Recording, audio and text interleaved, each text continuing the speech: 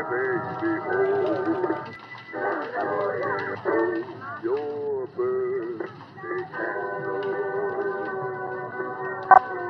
Make the lovely light. Kneecaps. This put him out of order for the time being, and William tore him up after closing to ensure it would stay that way. Somehow this didn't scare anyone away, and everyone just immediately piled back over to watch Freddy sing about bullfighting. Henry and William were truly living the life. They lost their beloved golden animals, sure, but they were still happy. That is, until one fateful day. Hey, can I borrow $5? Yeah, sure.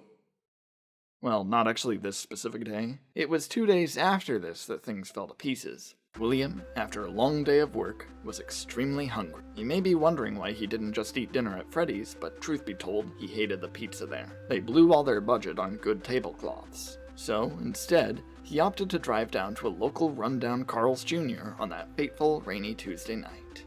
Hello, I'd like an original Angus burger and a large Coca-Cola. That'll be $5, please. This was the moment that William Afton snapped. Where are my $5? In a fit of rage, William sped 1 mile over the speed limit and pulled up at Freddy's to enact revenge on Henry. However, by pure chance, Henry's daughter Charlie was locked out of the building.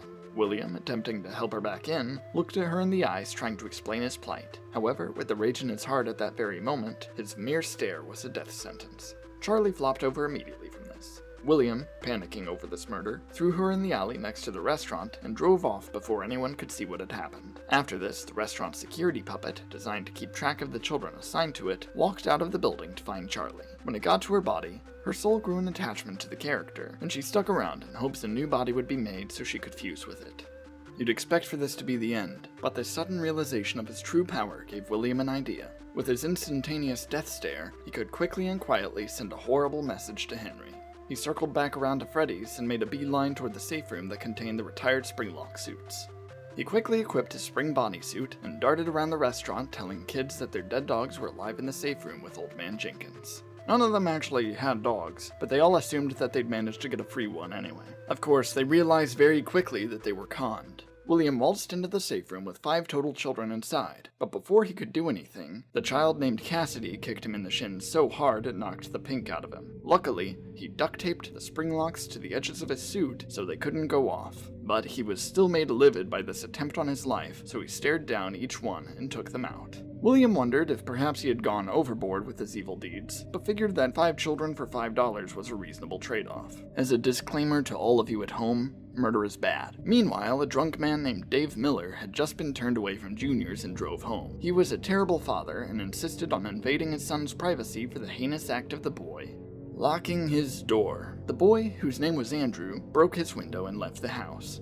Turns out, Trevor the cashier, at this point dubbing himself Shadow Freddy, convinced Andrew to participate in his conga line to Freddy's. Unfortunately, Shadow Freddy's favorite spot to wrap up his conga lines was the safe room, and the two just so happened to come in as William finished stuffing 4 of the children into the animatronic suits. William, surprised by his sudden extra child, accidentally gave him the death stare, and now he was left with an extra body to stuff. And to make things more inconvenient, there weren't any more characters to pick from. This, however, is when he realized that he could just stuff both Cassidy and Andrew into the Fredbear suit.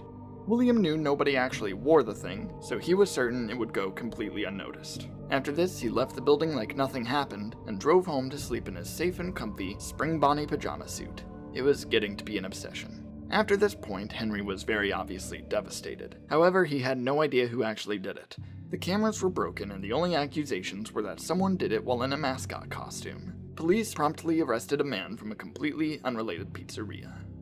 Fortunately, Freddy's didn't get shut down for this, and Henry attempted to keep things going for a while. William had sent him a letter saying he was off on vacation for the time being, so Henry was left to handle finances on his lonesome. But, people rapidly started losing interest at Freddy's. The animatronics smelled horrible and everyone finally noticed just how bad the pizza tasted. So, by year's end, the restaurant shut down. Henry decided to take a break from it all, and when William returned from vacation, he realized he could seize this opportunity and make a pizzeria with complete creative control. His daughter, Elizabeth, served as the perfect muse, and he proceeded to make an animatronic that looked nothing like her. He named it Circus Baby. Don't ask why, it's not elaborated on.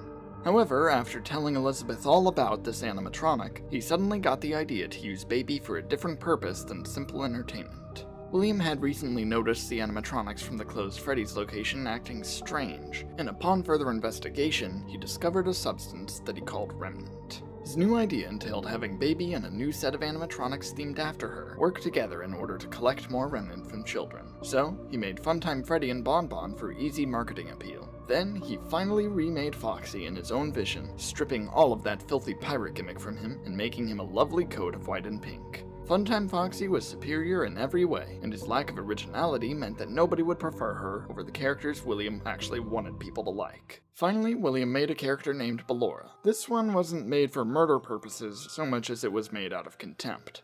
For who? His ex-wife, Eleanor Schmidt. He craved to make an animatronic that was better at ballet than her.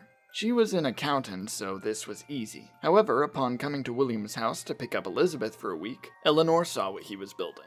Angered by the fact that this character was better at ballet than her, a woman who never once thought about it until right then, she fused with Ballora in a fit of rage, and now William was stuck with a robot wife that danced around his workshop every day. But, no matter. William secured a building to open this brand new sister location of Freddy's, named Circus Baby's Pizza World, and progress was going smoothly. He had some test runs of the pizzeria, and let some groups of people come there early for birthday parties. But this plan quickly turned sour as Elizabeth joined a party and ignored his specific demands not to see Baby. To William's surprise, children don't listen to you if you say not to play with something they want. As a result, Baby's murder equipment activated as soon as Elizabeth was alone with her. William instantly shut down development on the restaurant. He was very distraught over this, which maybe he should have considered before trying to murder more children. Despite the local population being completely confused by this sudden turn of events, William blamed it on gas leaks and never spoke of it and instead went back to Henry for them to start work on a new Freddy's location. For a while, they planned on just fixing up the old animatronics from the previous location and scrubbing them down to fix the odor problem. However, William caught sight of Foxy and formed a new idea in his head out of pure hatred. He told Henry his idea for the new design philosophy of the animatronics he had in mind. He introduced a newfangled plastic finish, flashy makeup, and to top it all off, William unleashed his newfound obsession with prefixes and dubbed them toy animatronics. In order to further justify this decision, he also proposed bringing back the security puppet character as just a normal marionette, and finally created the hero of this universe, Balloon Boy. Getting all of that out of the way, William went straight to explaining to Henry why Foxy needed to be white and pink. And with that, the new face of Freddy's was underway.